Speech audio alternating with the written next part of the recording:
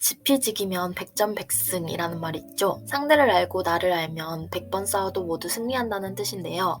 이 말은 손자병법에서 나온 것으로 알려져 있는데 사실 손자병법에는 지피지기면 백전백승이 아니라 지피지기면 백전불태라고 쓰여져 있다고 합니다. 즉 100번 싸워도 위태롭지 않기 위해서는 지피지기가 우선이다. 상대를 알고 나를 아는 것이 우선이라는 거죠. 어째서 상대와 싸워서 위태롭지 않기 위해서는 나를 아는 것도 우선이 되어야 할까요? 상대를 아는 것이 우선인 것은 당연한 것 같은데 말이에요. 우선 손자병법에서 싸움은 반드시 전쟁을 뜻하는 것이 아니라 어떤 종류든 경쟁적인 상황을 의미합니다. 그리고 자신을 안다는 것은 자신이 경쟁을 통해 이루고자 하는 목표나 가치 이런 것들과 더불어 자신의 장단점을 이해한다는 것을 의미하는데요. 경쟁적인 상황에서 자신을 안다는 것은 내가 경쟁하고 싶은 상황을 선택하고 이 상황에서 더 나은 전략적 결정을 내리고 경쟁하기 위해서 내 강점을 이용하도록 해줍니다. 그러면 내가 경쟁에서 질 가능성이나 불리한 상황에 처할 가능성을 줄일 수 있겠죠? 만약 나를 잘 알지 못한다면 이길 수 없는 경쟁 상황에 들어가고 잘못된 전략을 선택하고 내 약점으로 경쟁에서 지거나 위험한 상황에 처하게 될 수도 있습니다. 그렇기 때문에 손자병법에서 손자는 나를 아는 것이 경쟁할 상대를 아는 것만큼이나 중요하다고 강조하는 것입니다. 그렇다면 나를 알려면 어떻게 해야 할까요? 여러분의 가치와 신념을 돌아보세요. 인생에서 여러분께 중요한 것은 무엇인가요? 또 여러분은 어떤 신념을 가지고 계신가요? 이러한 내 가치와 신념을 아는 것은 여러분이 중요한 결정을 내리고 실천할 때 도움을 줄 수 있습니다. 그렇다면 내 가치와 신념은 어떻게 돌아보면 좋을까요? 우선 여러분의 핵심 가치들의 목록을 만드는 것부터 시작하세요. 여러분의 의사결정과 행동의 기준이 될 원칙들 말이에요. 이 핵심 가치의 예로는 진정성, 꾸준함, 친절 등이 있겠죠?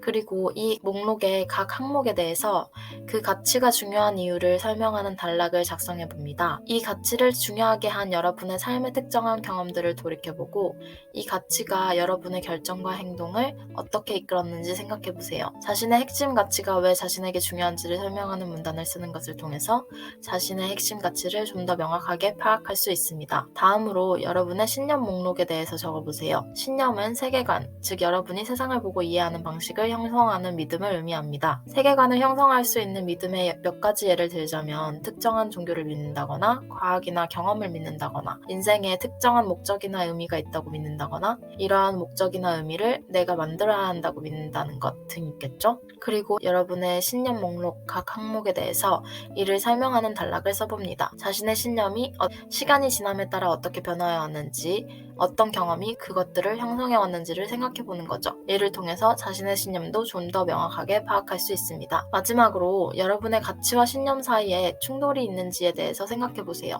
여러분의 가치와 신념이 충돌할 수도 있겠죠? 이런 부분을 탐구하는 단락을 써보세요.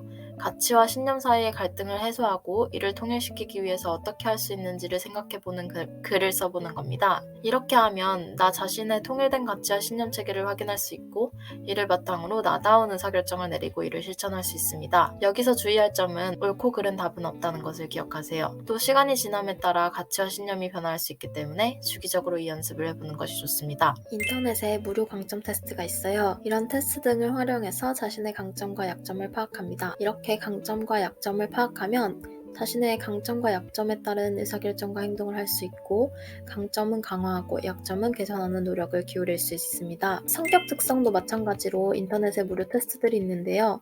가장 대표적인 것으로 MBTI가 있겠죠? 이런 테스트 등을 활용해 자신의 성격 특성을 파악합니다. 마찬가지로 성격 특성을 파악하면 이에 따른 의사결정과 행동을 할 수 있고 성격의 장점은 활용하고 단점은 보완할 수 있습니다. 신뢰할 수 있는 친구들이나 가족들에게 여러분의 장점과 약점에 대해 정직한 피드백을 달라고 요청하세요.